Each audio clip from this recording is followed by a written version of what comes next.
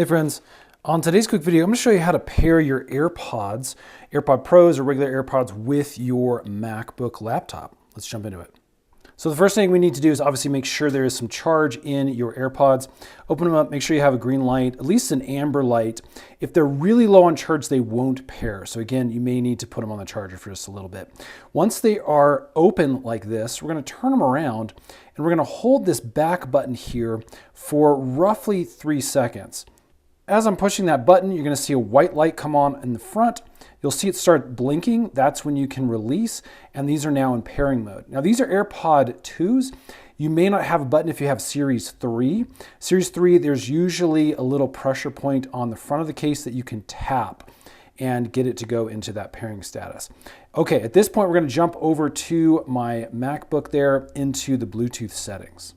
Okay, so we're currently on my MacBook, and then I've opened up the settings. You can do this. Usually there's a little gear icon in your dock, or you can click the little Apple symbol up in the top left-hand corner and go to settings. So once you're in settings, we're gonna look for Bluetooth. I'm gonna click on this. And as you can see, we are now in the Bluetooth section. Make sure your Bluetooth is on, and then it'll show a list of the devices that you've connected before if you've connected anything.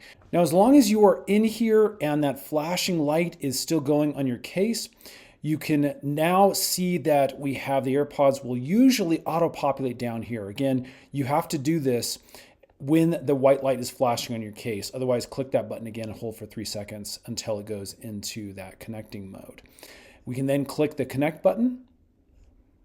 And just like that, you can see our AirPods are now connected. You can also see that the headphones themselves are 100% charged and the case is 34% charged. If at any point you want to disconnect this device because you're not using it anymore, you can click the disconnect. Or if you want to forget the device altogether because you no longer have it, we can come over here, we can click on this little information box. This will pull up information for your specific device, and then you can actually click forget this device down here, and that will remove it from this list. I hope that's helped, friends. If it has, hit that thumbs up button, and then stay tuned because we make a bunch of Apple, MacBook, AirPod tutorials to help make your life just a little bit easier. Subscribe, and we'll see you again on the next one.